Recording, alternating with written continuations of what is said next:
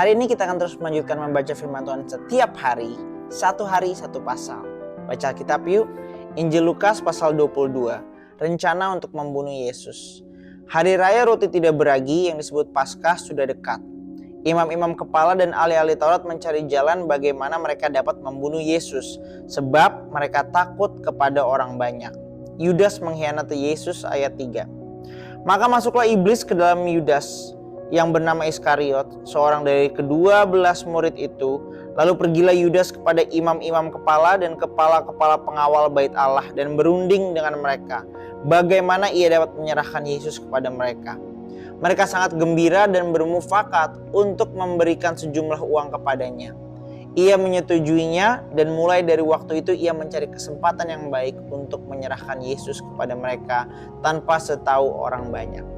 Persiapan untuk makan Paskah ayat 7. Maka tibalah hari raya roti tidak beragi, yaitu hari di mana orang harus menyembelih domba Paskah. Lalu Yesus menyuruh Petrus dan Yohanes, katanya, "Pergilah, persiapkanlah perjamuan Paskah bagi kita supaya kita makan." Kata mereka kepadanya, "Di manakah engkau kehendaki kami mempersiapkannya?" Jawabnya, "Apabila kamu masuk ke dalam kota, kamu akan bertemu dengan seorang yang membawa kendi berisi air. Ikutilah dia ke dalam rumah yang dimasukinya.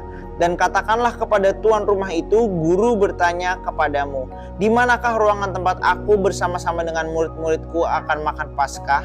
Lalu orang itu akan menunjukkan kepadamu sebuah ruangan atas yang besar yang sudah lengkap. Disitulah kamu harus mempersiapkannya."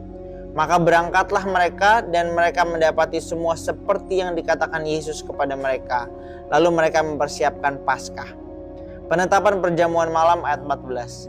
Ketika tiba saatnya, Yesus duduk makan bersama-sama dengan rasul-rasulnya.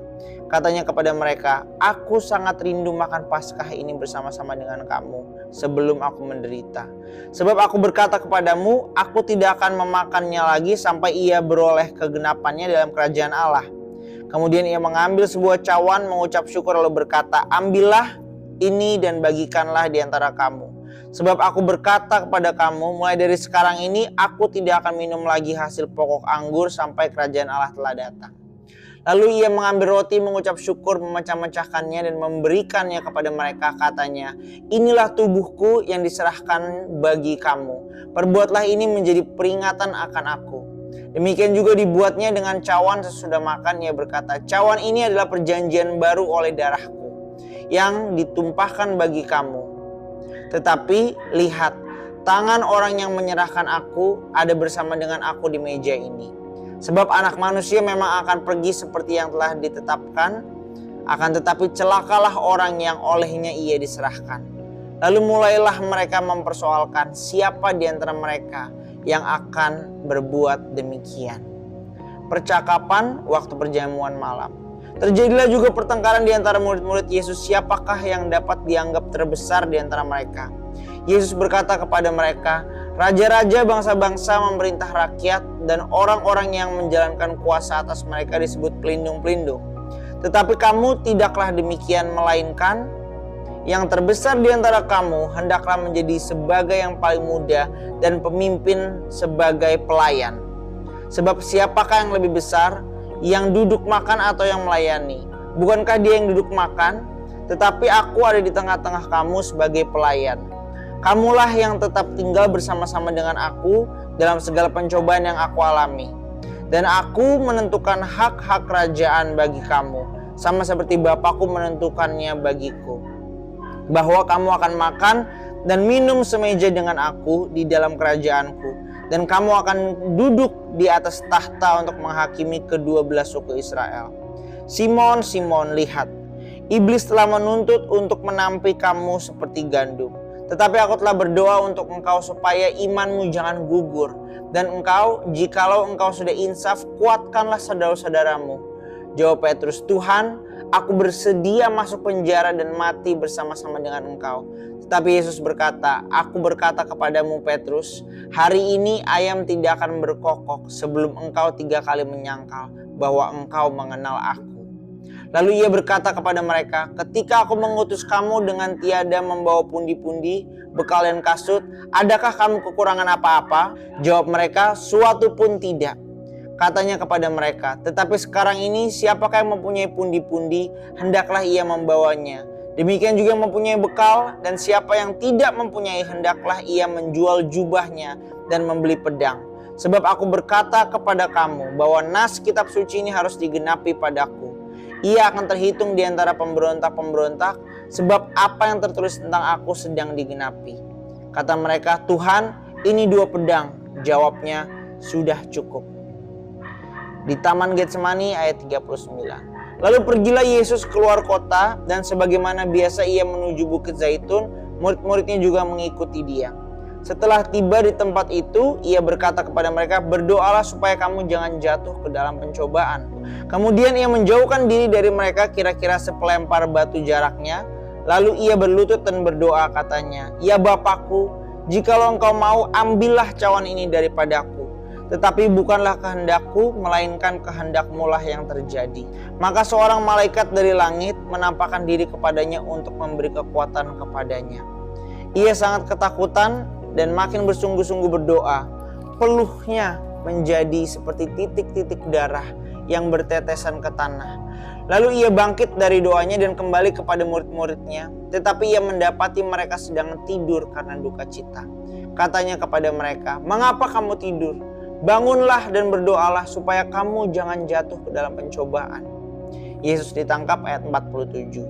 Waktu Yesus masih berbicara, datanglah serombongan orang, sedang murid-muridnya bernama Yudas, seorang dari ke-12 murid itu, berjalan di depan mereka. Yudas mendekati Yesus untuk menciumnya. Maka kata Yesus kepadanya, "Hai Yudas, engkau menyerahkan Anak Manusia dengan ciuman?"